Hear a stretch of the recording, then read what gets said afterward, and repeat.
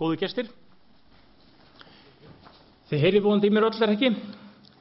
Ég ætla að draga hérna saman í lokin svona helstu niðurstöður, eða mér var úthlutað því verkefni að draga hér saman í lokin svona helstu punktana sem að koma fram í umræðunum hérna í dag og eiga það samtal við fyrirlesarana, þannig að ég held að það sé réttar að ég geri það á ensku og þeir muni þá bara þýða það yfir á íslensku.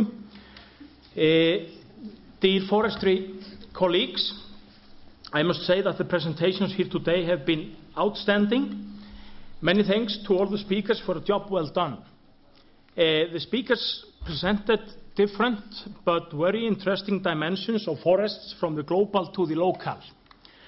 First, we learned about the main trends in the global forest estate from Mette in her excellent presentation based on FAO's Global Forest Resource Assessment from the year 2010.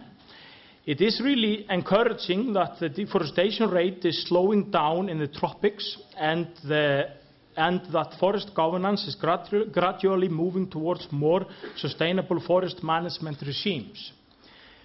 Although deforestation continues to be alarmingly high in some countries, especially in many of the poorest countries in the world, the findings from the study, which is the best and most comprehensive global study available, provides a space for certain optimism that the forest sector is moving along the right path. There is now a hope that we will, in the coming years, continue to see deforestation rates continue to go down, to see more new forests being planted and sustainable forest management regimes expand. Secondly, Jón in his clear and very well-formed presentation focused on the European forest situation and in particularly brought our attention to the first steps in the negotiations towards a legally binding agreement on Europe's forests, where he is the chairman.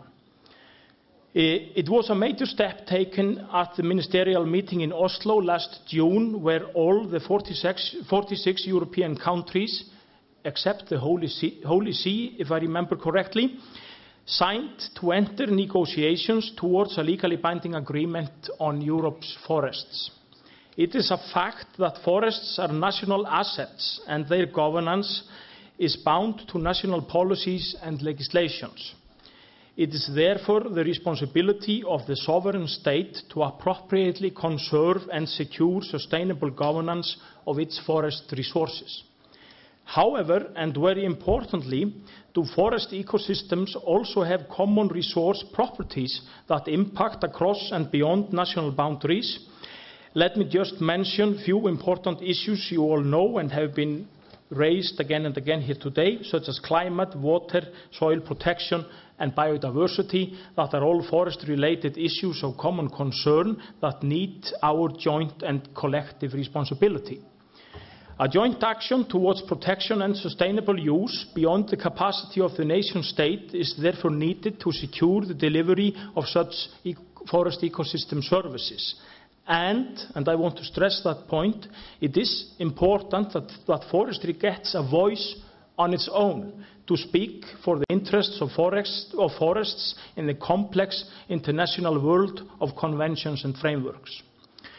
The Forest Europe negotiations process under Jón Geir's leadership can hopefully serve as a key instrument to bring together states and their interests in negotiating a common and comprehensive frameworks that can get the legitimacy to advance our common forest-related issues.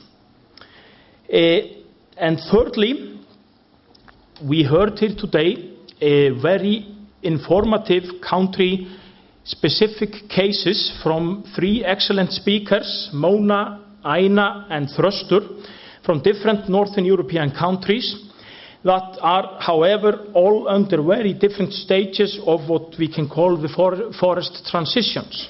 And I wanted to put here up, Ada said, can you assist me with the PowerPoint?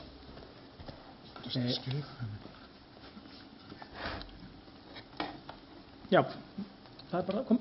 Það var komið, það var bara þetta. And let me show you a little bit what I mean by forest transitions. I'm thinking about the 3 different countries. You hear me if I go away from the microphone? Oh, then it becomes a problem for the translation box.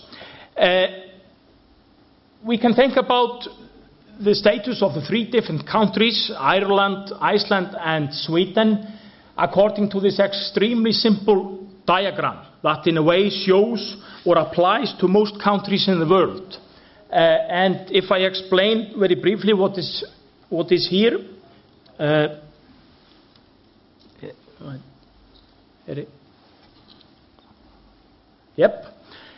you can see on this axis here, this is forest cover on the y-axis, and on the x-axis we have time.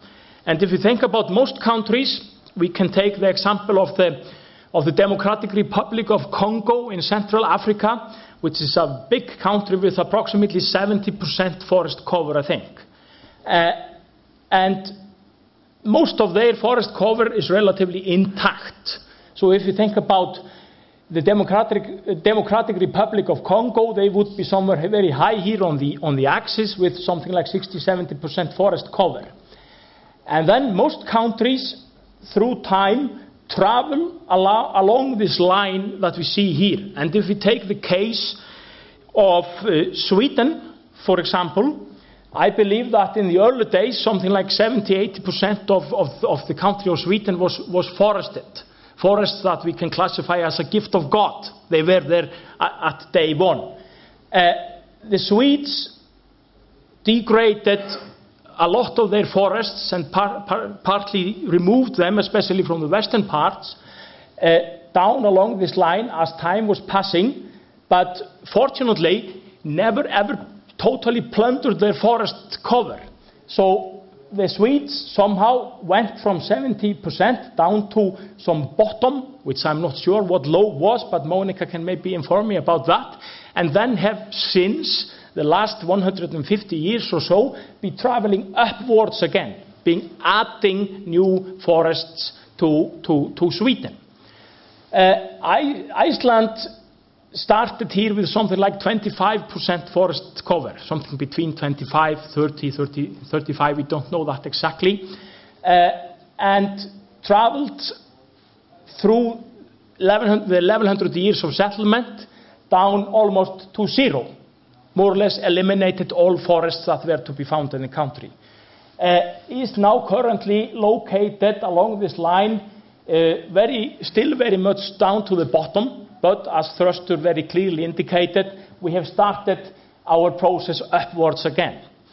Ireland was around the bottom here 100 years ago, but has managed to add something like to travel from being situated with approximately 1% of its land area covered with forests up to something like 10% forest cover.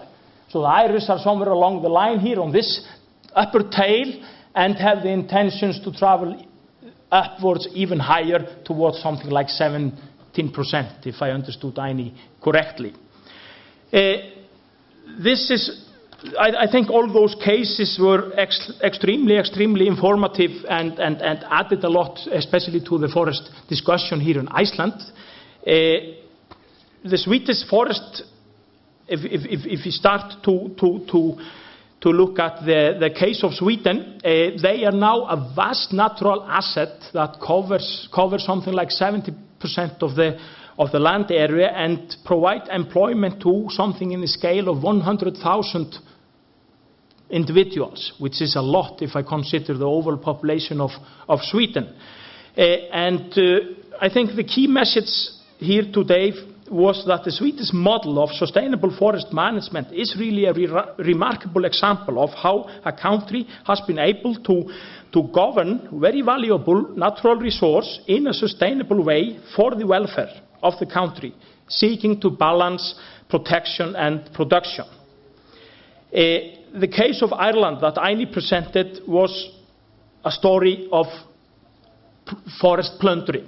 More or less all the Irish forests were removed, and the country was more or less totally denuded 100 years back. And then we heard the remarkable story about the multiple challenges of the afforestation work in Ireland that has raised the forest cover to something like 10–11% of the total land area nowadays. And I think the Irish case of gradually rebuilding a natural resource provides a highly interesting case for other island states in the North Atlantic, hence Iceland, to examine in more detail. And now when Ireland has built a substantial forest resource from scratch, they could certainly learn a lot from the Swedes when it comes to building effective regimes for sustainable forest management. And lastly, Thruster gave an excellent presentation of the case of Iceland, where forests have been plundered, as in Ireland, but the forest cover is still on the bottom of the forest transition line, as I explained here earlier on.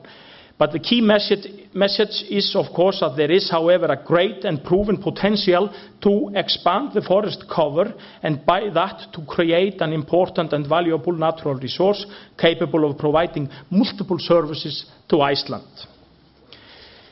This was a very, very, very brief wrap-up or summary of today's lectures. And in a way, you know, dear panelists, now when the conference is coming to the end, and I know that Aðalsteinn also wants to open up for more general questions to you here before we close the conference, it is tempting to ask you directly for something that we could look upon as a take-home message for the Icelandic forestry sector. In a way, my intention is to, in a way, ask you to reflect on the following question. And the question is, Iceland currently classifies as a low forest country, as we heard from Mette from FAO. However, unlike many other low forest cover countries, Iceland has a history of forests and relatively long experience with afforestation. So asking you to reflect from your vast experience in forest-related issues, what would be your policy advice to Iceland on forestry issues for the coming years?